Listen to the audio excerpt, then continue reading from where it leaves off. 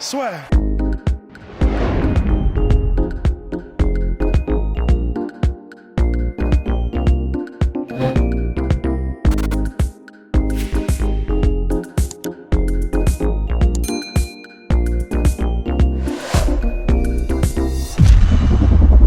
Bien, bonjour à toutes et à tous, bienvenue dans le podcast La Sœur. Bonjour Polydomso, bonjour Rusty Business. Rusty est prêt comme jamais, parce que là, je suis sur la page Wikipédia en ce moment même là. And gentlemen, on va faire les pronostics co-main main event de l'UFC 257 qui a lieu le 23 janvier prochain. N'hésitez pas à vous abonner, balancer un petit pouce bleu, parce que là, ça va être du lourd, du très très lourd. On commence donc par le co-main event. Dan Hooker, actuel numéro 6 de la catégorie, qui affronte Michael Chandler, ancien champion du Bellator, qui a signé à l'UFC et qui fait donc son entrée dans l'organisation. On avait fait la petite preview. On voit ça assez compliqué pour Michael Chandler, mais notre cher Polydomso n'avait pas parlé de ce combat-là. Alors pour moi, je pense pas que ce soit un match-up super favorable pour Chandler. Non, c'est dur comme accueil à l'UFC. Et pour moi, ça me conforte dans l'idée que Chandler, à mon avis, l'UFC ne mise pas énormément dessus. Tu vois, c'était plus un levier de négociation dans la négociation entre Poirier, Conor et à mon sens c'était ça, hein, l'arrivée de Chandler et aussi le fait de le mettre en remplaçant du combat, c'était du combat pour Khabib Poirier. Non, Khabib Gedji. Khabib Gedji, tout à fait, ouais.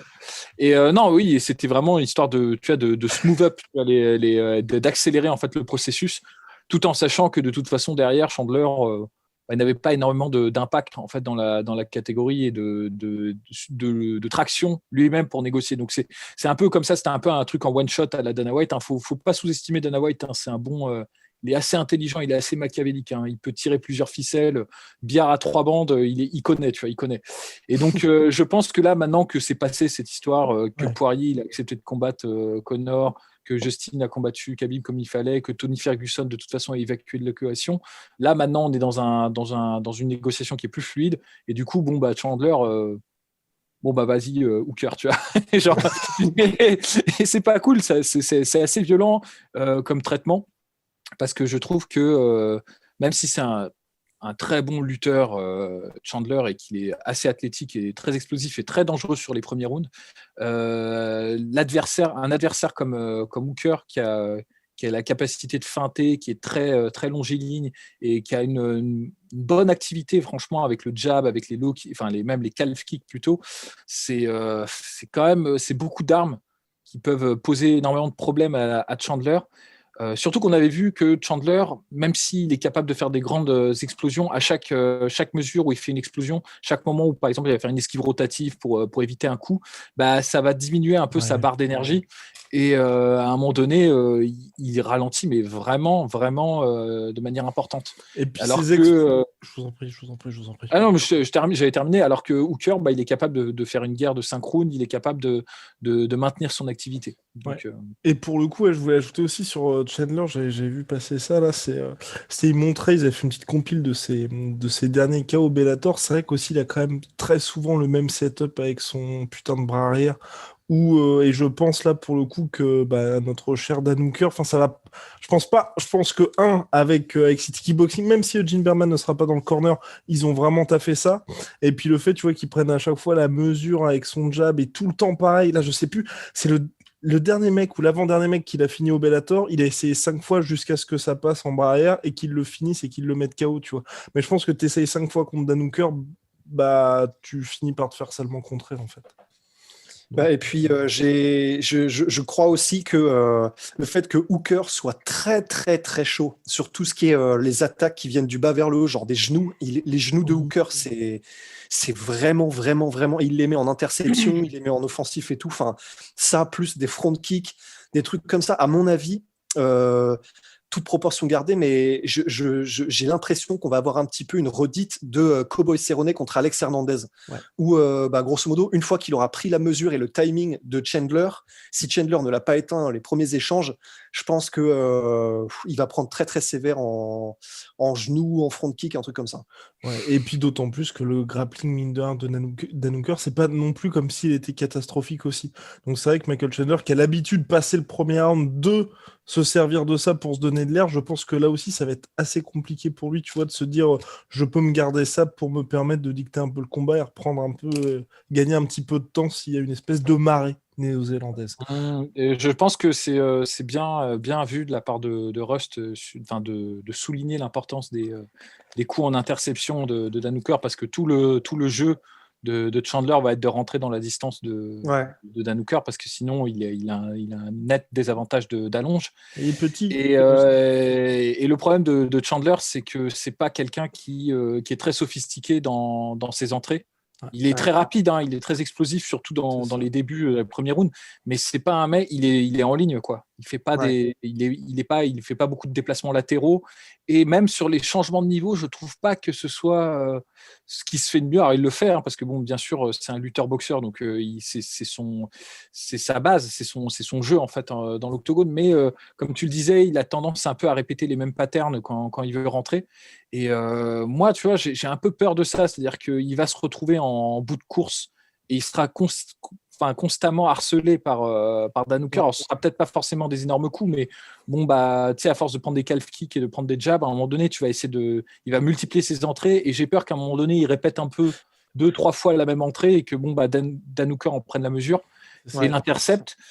Et si de toute façon il essayait de le faire de manière un peu plus passive, d'attendre trop, Dan Hooker est capable aussi de construire des combinaisons qui mènent vers un finish. Je rappelle quand même que Dan Hooker a fini Gilbert Burns, qui est quand même bien classé maintenant en welterweight, sur une construction comme ça, hein, avec jab, genou, en cours en cours de combinaison, et il le passe vraiment bien. Donc, Et on peut aussi citer un des genoux. C'est vrai que quand tu parles d'interception aussi, et en plus c'était contre pas le même genre d'adversaire, mais un adversaire plus petit qui a tendance aussi à se pencher un peu vers l'avant, beaucoup plus Chandler, mais c'était Ross Pearson, et il a mis un KO contre Ross Pearson. Dan Hooker, un genou mais absolument somptueux. Et c'est vrai que comme Chandler, pour placer son overhand, il est effectivement obligé de se projeter vers l'avant et de baisser son centre de gravité et tout. Ça peut faire mal, quoi. Doesn't smell good for Michael C. Alors, messieurs, pronostic. Bah alors, moi, je vais me lancer parce que ça fait longtemps que je suis pas venu. Je pense que Dan Hooker va gagner.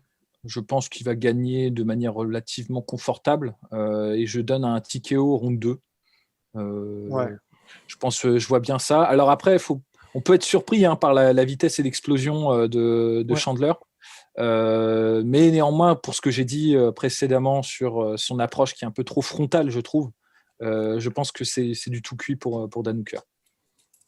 Ouais, bah pareil. Comme c'est vraiment ça. Je pense qu'il est très athlétique, très explosif, et il fait peur sur un coup, et il peut éteindre. Mais je pense qu'il faut, pour battre Hooker, il faut un peu plus sophistiqué que ça si t'es pas Francis Ngannou des lightweight, quoi. Je rajoute juste un petit point parce que ça m'est revenu entre temps, c'est qu'il y a peut-être une inconnue sur Hooker, parce que le dernier combat, c'était la guerre contre Poirier. Et il en est sorti un peu, je trouve. Bon, là, on est sur de l'analyse psychologique de comptoir, mais il en est sorti un peu brisé, moi, je trouve, mentalement, à la sortie de ce. Et puis physiquement aussi. Hein, parce que... physiquement, c'est clair, mais bon, on extrapole sur une petite. C'est clair. Mais attends, l'année 2020, mine de rien, de Dan Hooker, c'est 2 guerres contre Paul Felder et Dustin Poirier, avec à chaque fois ton billet gratos pour l'hôpital, quand même. Non, c'est clair. Donc, je sais pas jusqu'à combien de temps tu sais, il y a toujours un moment où le menton lâche. Ouais. Bon, Dan Hooker, je pense pas qu'il en est à ce stade-là, mais c'est une inconnue. On ne sait pas dans quel état mental il va aborder ce combat. Pour moi, c'est le petit X-factor qui pourrait éventuellement faire bouger mon pronostic. Mais je reste sur un pronostic de victoire de Dan Hooker, hein, quand même. D'autant plus que si on parle de menton, on peut aussi évoquer celui de Michael Chandler. Il a pas un menton de verre, mais il a quand même été mis KO plusieurs fois. Et c'est pas que c'est suspect, mais dans le sens, voilà, c'est pas Mark Hunt, quoi. Oui, non, c'est clair.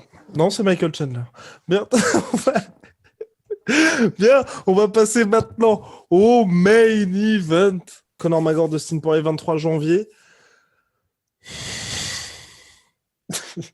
Respiration. Il est l'heure de se mouiller. On va commencer L'heure du par duel. notre cher Polydomso. Alors, Bah, c'est. Bon, déjà, je suis super content que ce combat se fasse quand même. Non, mais c'est une revanche. Je Ouais. suis intrigué parce qu'il y a des revanches, tu sais, c'est un peu plus. Tu dis, bon, ça fait un peu chier quand même parce que la dynamique n'est pas vraiment favorable, quoi. Mais là, il y a eu tellement d'améliorations de la part de Dustin Poirier que pour moi, c'est un match qui fait sens à ce niveau-là. Mhm.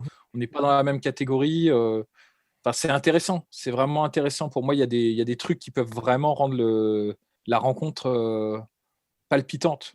Et notamment, bon, bah, tout ce qui a été dit précédemment dans les vidéos que vous avez faites, hein, mais des améliorations en anglaise, aussi dans la gestion du rythme du combat par Dustin Poirier, qui est un peu moins brawler dans son approche. Enfin, c'est plein de choses qui me font dire que s'il la joue intelligent, s'il a une approche un peu finaude, plutôt que frontale, il peut vraiment, il y a moyen qu'il gagne, quoi. Tu vois, il y a moyen vraiment.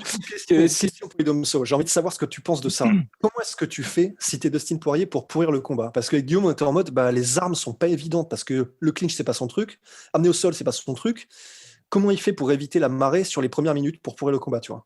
Moi déjà, j'aurais une approche qui je pense que c'est un combat contre Conor McGregor, ça se gagne au niveau de ta stratégie, mais ça se gagne aussi psychologiquement. Et je pense que ce qui est important, c'est qu'il laisse pas le milieu de l'octogone à Conor McGregor en début de combat. Conor McGregor, il aime beaucoup faire ça. C'est vraiment de se pointer, mais quasiment sans garde, sans rien. Dès que le combat commence, il arrive, il a déjà le milieu de l'octogone. Ouais. Il te met en fait psychologiquement dans une approche où tu es sur le reculoir. Et c'est impressionnant, il arrive à le faire. Il l'a même fait avec Khabib, ça. Sur le premier round, il a approché comme ça et Khabib, pendant tout le début du premier round, il était contre la cage. Et ça, je sais pas, c'est l'aura, c'est de se dire, j'ai pas envie de me faire mettre KO au bout de 10 secondes comme une merde. Tu vois, il y a plein de gens qui paniquent parce qu'il y a tellement un battage médiatique. Tu sais, en plus de ça, quand tu rentres dans un combat contre Conor McGregor, que tu as des millions de gens qui vont le voir. Ouais. T'as pas envie de te taper l'archouma, tu vas te faire mettre KO comme une merde. Non, mais c'est vrai, tu vois, parce que les gens sont impitoyables en plus derrière. Regarde, José Aldo, c'est l'exemple type, parce que le mec se fait mettre KO. Enfin, tu vois, tout le monde a oublié subitement qui était José Aldo, tu vois. C'est bon, il s'est fait mettre KO en 13 secondes, c'est une merde, tu vois, genre. Ça fait vraiment, et les gens, ils le savent, ça, tu vois, mine de rien, ils y sont sensibles, tu vois, quoi qu'ils en disent. Parce que bon, après, ils savent que c'est des highlights, c'est des trucs qui vont traîner et tout. Donc, je pense que psychologiquement, il y a une chape de plomb sur toi quand tu affrontes Conor McGregor. Et je pense que c'est très important de faire ce qu'a fait Cain Velasquez contre Junior Dos Santos dans son 3e combat et qui, moi, m'a donné un instant de bonheur. Tu vois, c'est quand Junior Dos Santos, il faisait son truc, tu vois, genre comme ça. Là, et t'as Cain Velasquez qui arrive en face de lui, genre, qu'est-ce qu'il y a là? Qu'est-ce qui va se passer? Tu vois, ça, c'est iconique. Ça, c'est iconique. Et je pense que, bon, déjà, bon, il y a le truc psychologique de dire que, bon, it's my home, tu vois, c'est autant t'as ton endroit que le mien, tu vois, et je te laisse pas en fait le centre de l'octogone. Et au-delà de ça, je pense que le style de McGregor c'est un style, tu vois, de contreur, mais de contreur en pression. C'est-à-dire proactif, il te pousse à la faute. C'est vraiment le next step, tu vois. Le premier step, c'est la façon Anderson Silva, c'est j'attends que tu attaques et je te contre. Et Conor McGregor, c'est je te pousse contre la cage avec les kicks, avec les feintes, avec le jab, avec aussi ma simple présence charismatique, parce que c'est vraiment ça, tu vois, je sais pas, je peux pas l'expliquer autrement, tu vois. Et quand tu vas te jeter parce que tu es un peu trop désespéré, là je te sanctionne en fait. Dustin Poirier, il faut qu'il empêche ça, en fait, qu'il empêche cette mécanique de se mettre en place. Et je pense que déjà de rentrer en fait dans une guerre de footwork avec Conor McGregor, c'est très important. Au-delà de ça, comme c'est une stratégie qui n'a pas été trop exploitée contre Conor McGregor, mais que moi j'imagine qui pourrait plutôt marcher, ce serait vraiment d'essayer d'empêcher Conor McGregor de se planter sur ses appuis et pour pouvoir déclencher son anglaise. En fait. Même s'il a des bons kicks, même si Conor McGregor est assez intelligent et il te masque en fait son approche, ça reste un boxeur en fait dans son approche et un boxeur anglais. Et la meilleure manière de contrer un boxeur anglais, surtout offensif, et Max Holloway nous en a donné une démonstration sublime ce week-end, c'est de l'empêcher de prendre position avec ses pieds en fait. Et moi je pense que Dustin Poirier ce serait pas mal si Dustin Poirier a développé un jeu, peut-être pas en low kick, parce que les low kicks, tu peux te faire contrer quand tu envoies un low kick, mais en front kick et en side kick, je pense qu'il y a des choses qui peuvent être exploitées contre Conor McGregor qui n'ont pas été exploitées. Les gens vont rire, la seule personne que j'ai vu faire ça, Et ça a marché pour le temps que ça a marché. Puis après, bon, c'était une catastrophe. C'est Denis Siver dans son premier combat, dans son premier combat, dans le seul combat de Denis Siver. Non, mais je voulais dire, dans la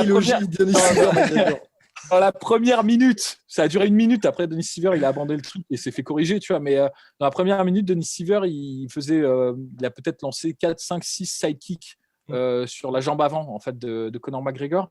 Et bon, ça n'a pas retourné la dynamique du combat, mais ça a fait chier Conor McGregor. Tu sentais que ça l'emmerdait, tu vois. Il n'arrivait pas en fait à planter sa jambe pour pouvoir déclencher son anglaise.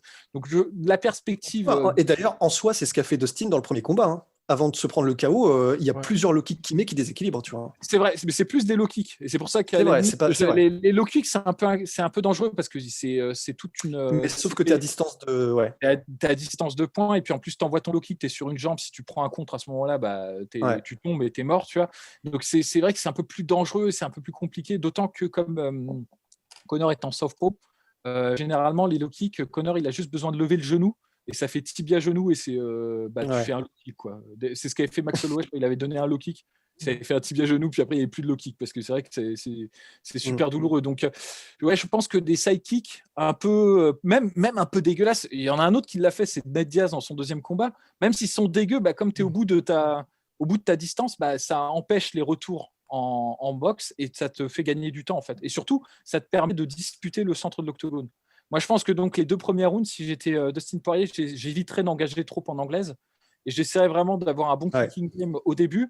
Et tu vois, principe de Bernard Hopkins, hein, dès que Conor McGregor essaie de resserrer la distance, tu clinches.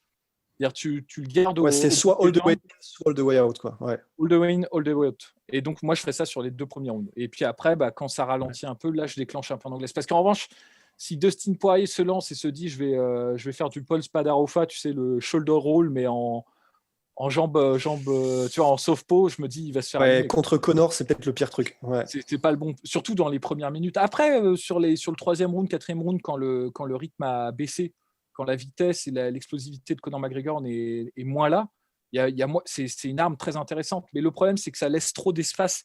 En fait, cette défense-là de shoulder roll, elle est bien contre les volume punchers un peu à la Holloway parce que c'est pas grave s'il y a 2 coups qui passent parce que tu exposes quand même ta tête, même si tu prends pas sur le menton, il y a moyen de prendre des coups à la tempe, il y a moyen de prendre des coups autour des yeux et tout ça, donc, ou sur le nez. Contre un mec comme Holloway qui n'a pas une force de frappe énorme, c'est pas mal parce que ça te permet de rester dans les échanges et de pouvoir contrer. Mais en revanche, contre un mec comme Conor McGregor, même s'il te touche sur le front, à mon avis, il te creuse un trou, tu vois. C'est ça le problème. Et donc, cette garde-là, elle n'est pas efficace, en tout cas dans les premiers instants en fait, du combat. Donc, moi, si j'avais un conseil à donner à Dustin Poirier, c'est évite l'anglaise sur les 2 premiers rounds. Tu peux faire des feintes en anglaise, hein, ça, tu as le droit, tu vois, mais évite de trop t'engager, d'envoyer des gros crochets ou de faire ce qu'il fait d'habitude, tu vois, c'est switch. Ouais, non, ça, c'est discipliné pour ça. Ouais. Bon, on en avait parlé, mon cher. On en avait parlé. Mais c'est vrai qu'en revanche, mais pour rebondir sur ce que tu disais, Paulie, sur le côté mental, en fait, je suis d'accord parce que c'est ce qu'il faudrait, ne pas laisser de place dès le début et marquer son territoire face à Conor, etc. Mais le problème, c'est que je pense que c'est vraiment mentalement, c'est peut-être pas là où justement il fera la différence parce que on l'avait déjà dit, mais lors des très très gros rendez-vous, c'est là où généralement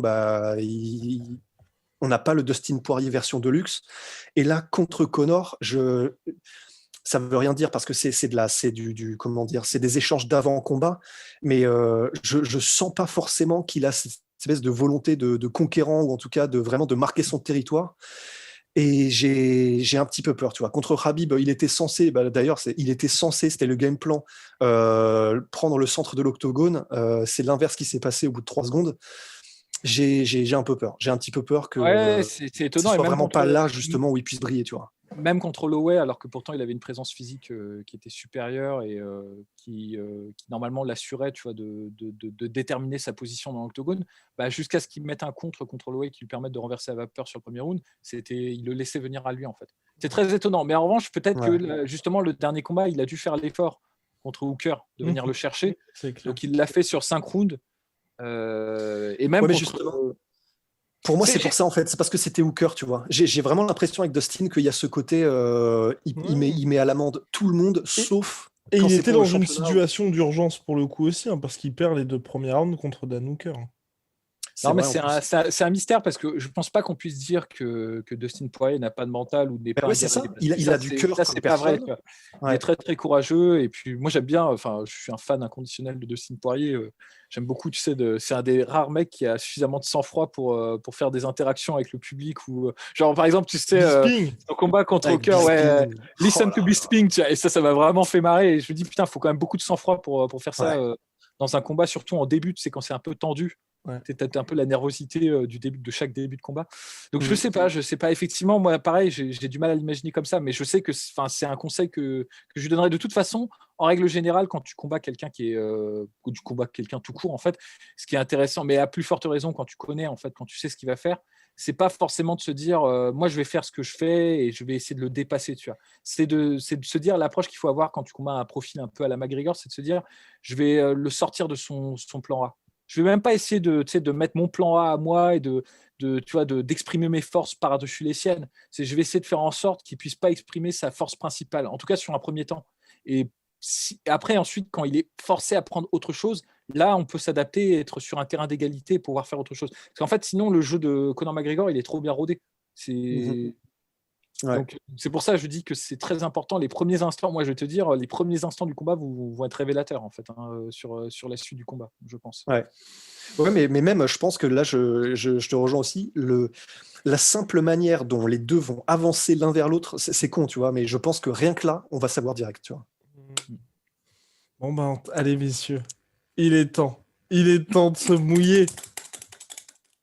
Euh, En fait, c'est tendu quand même comme combat, malgré tout Ah, ce en qu'on a tout dit. cas, et puis malheur au perdant, hein, parce que là, ce sera très dur, hein, peu C'est ça. importe qui En fait, s'incline. moi, je vois bien, ça me choquerait pas que Dustin Poirier arrive à tirer en fait le combat dans une guerre d'usure. Et si guerre d'usure il y a, je pense que c'est lui qui gagnera. Idem. Vraiment. Ah oui, sans aucun doute. Si ça va au-delà des 3 rounds, moi je pense qu'il y a des chances. Sauf si c'est vraiment. Il s'est pris 2 knockdowns sur les 2 premiers rounds et c'est la galère. Il a un tel recul, un tel retard en points que voilà, tu vois. Et donc du coup, il perd en décision. Un peu Conor Nate deuxième Ouais. combat. Oui. Mais j'ai du mal à quand même imaginer ce scénario. Je pense que c'est soit ça va se terminer dans les 2 premiers rounds et ça va être KO pour Conor, soit c'est une guerre d'usure et c'est Dustin Poirier qui l'emporte. Peut-être même avec une soumission à la fin, parce que je pense que Conor McGregor préfère se laisser soumettre que de prendre des coups et de se prendre un KO. Tu vois. Ouais. Je pense Mais qu'il surtout que ça fait un petit moment qu'on l'a pas vu, Dustin Poirier tenter des soumissions. Rust, t'as l'air assez dissipé dans ce podcast. Non, non, mais j'ai pas beaucoup dormi. Ah oui, C'est oui, pour ça. d'accord. Oui. Mais ouais, c'est Et, vrai que ces soumissions, ouais, il les a et ça fait un petit moment qu'il n'a pas pu les montrer. d'autant que dans son dernier combat contre Dan Hooker, moi j'ai bien aimé ce qu'il a fait en lutte et c'était intéressant. Il y avait du Khabib dans ce qu'il faisait. Tu vois, Ouais. c'est marrant. Il y a une petite influence, notamment de lutte contre la cage où il a vraiment. C'est dans le 4e round, je crois, où il ponce Dan Hooker, mais c'est assez violent d'ailleurs. Donc ça, c'est vraiment un truc qu'il pourrait mettre en place et il pourrait gagner. Moi, si je dois choisir un combattant, allez hop, donner un prono, ça me fait chier, tu vois. Maintenant, à chaque fois que tu pronostiques pour Conor McGregor, tu te prends une volée de bois vert. Mais j'ai pas tendance à penser quand même que le match-up favorise plus Conor McGregor sur ses premiers rounds.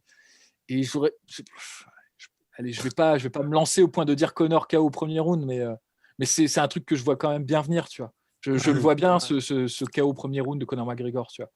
Donc, allez, je vais couper la poire en deux. Je vais dire Conor victoire par KO au 2e round. Dustin, KO premier round. Ouais. J'ai coupé la poire en 2. Ouais. Ben, et du coup, tu dis quoi, pardon?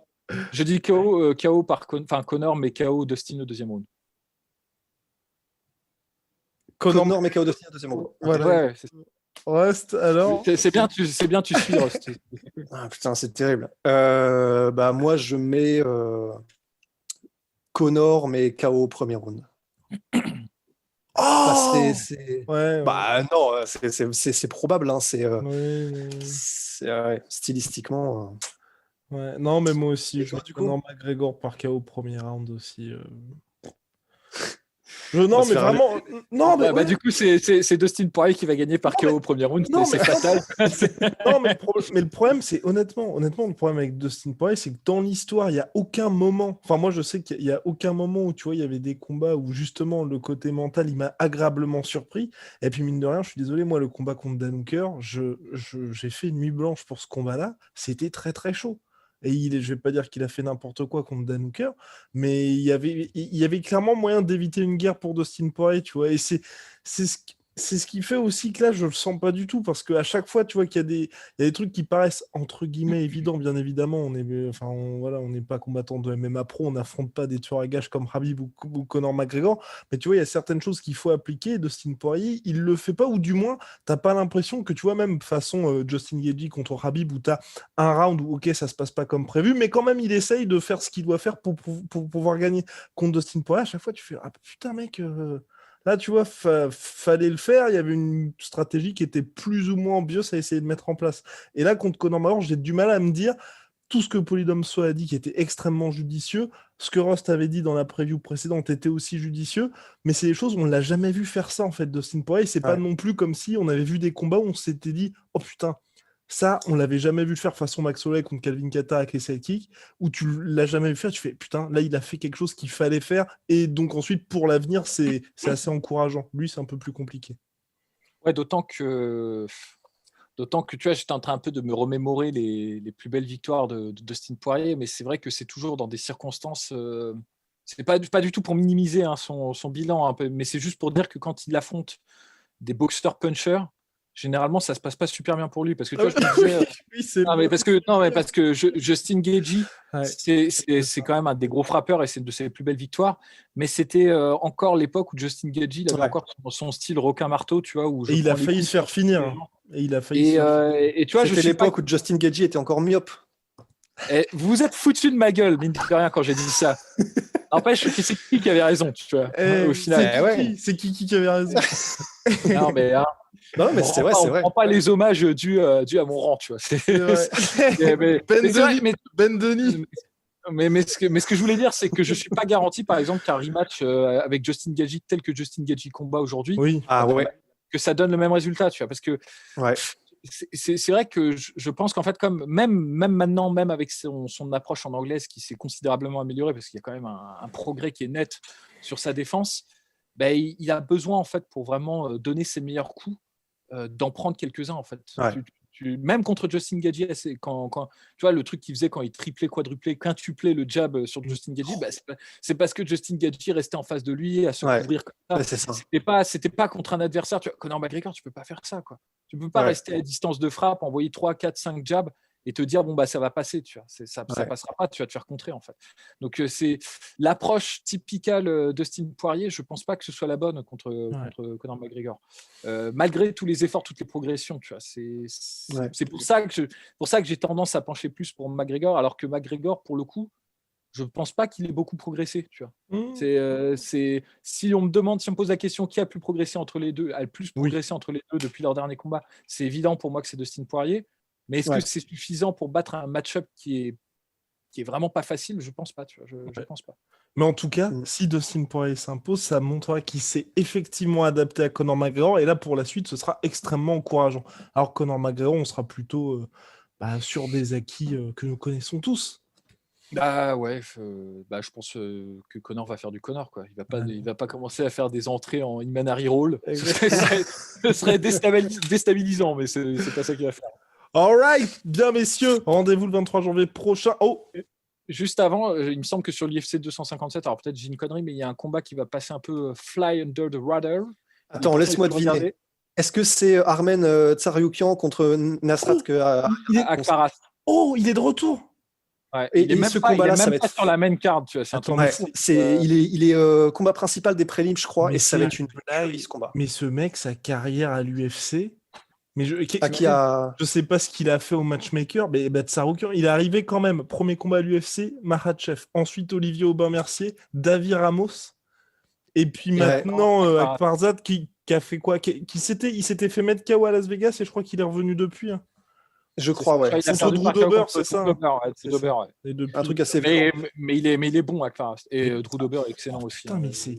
C'est trop bizarre parce qu'en plus il est jeune, il est bon, Saroukian. Je comprends pas le. Après, Ouais, ouais, non, c'est vrai que c'est pas des lightweight, cadeaux parce que c'est les lightweight, il y a beaucoup de monde c'est et je ça. pense que t'as pas non plus la place pour beaucoup de grappleurs en fait dans cette Et catégorie. puis il a gagné. Enfin, je veux dire, c'est pas facile, mais Aubin Mercier il l'a battu, David Ramos il l'a battu. Ouais, et Donc, que Makhachev. il est très très chaud. Hein. Ouais. Et puis honnêtement, vous allez le voir combattre. On en parlait tout le temps du coup avec Guillaume et Poli du combat contre, contre Makhachev justement, qui est un des plus beaux combats de lutte grappling que vous pourrez voir à l'UFC. Magnifique. Bah voilà, ça c'est Armen Tsarukyan. Je sais plus. Saroukan. Tsarukyan. Contre le Dark Horse de la catégorie en plus. Hein. Ouais, C'est-à-dire le mec que ouais. personne peut affronter et tout. Et C'était... qui a fait ça en étant très jeune. Enfin, de toute façon, Makhachev est jeune aussi, mais voir ce niveau-là de maîtrise dans ces domaines-là, c'est assez impressionnant pour des gars comme ça. Et d'ailleurs, Premier combat à l'UFC, et d'ailleurs, je crois que ce combat-là a le record, c'est peut-être des bêtises que je dis, mais du combat qui se termine à la décision avec le moins de frappes. Je crois que. Ah ouais Ouais, Ah ouais, je crois qu'ils ont fini à moins de 20 ou Ah, moins ouais, parce que c'était un combat de grappling, hein, quasiment. C'est ça, ouais. Que ça. Hein, enfin. Ouais. Ben, en parlant d'ailleurs de gens qui sont pas gâtés par le match-up, j'ai eu une petite larme pour ce cher Santiago Ponzinibbio qui est ce week-end après 2 ans de ramage. Combat contre Li Jingliang et se prend un KO au premier round. 7 victoires Ouais. consécutives qui prennent fin comme ça. La vie est dure, la vie est dure. Et tu sens que c'était le ring rust aussi, hein, beaucoup. Hein. Il déclenchait pas. Plus Li Jingliang, c'est un combattant qui est chiant à combattre, qui est difficile à combattre, qui est pas très connu, mais qui a de belles victoires. Il avait battu Zaleski, je crois, de Santo. Elius Zaleski. Ouais, Elius Zaleski, ouais. Donc c'est un adversaire qui est compliqué à aborder. J'ai eu ma petite larme du week-end pour Ponzinibbio. Petite tristesse. Donc pour finir sur le point stat, oui, donc 14 frappes pour Islam Makhachev et 13 pour Arman Tsarukyan. Ah ouais, c'est ouf. Ouais. Et pourtant, c'est un combat où c'est non-stop action. C'est fou. Et par contre, 4 sur 9 au takedown pour Islam, 1 sur 12 pour Arman. Bien, messieurs, merci beaucoup. Big shout out à My Sweet Protein. Moins 42% avec le code de la sueur, moins 10% sur tout Venom avec le code de la sueur, et moins 70% sur tout Off-White avec le code de la sueur. Bien évidemment, c'est une plaisanterie. C'est juste notre cher Polydomso qui est beaucoup trop dans un autre game, tout simplement. Attention, ladies. Attention à vous. Ouais. Attention à vous.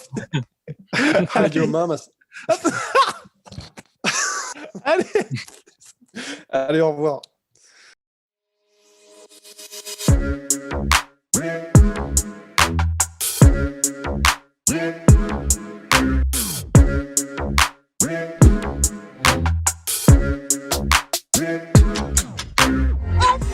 On va payer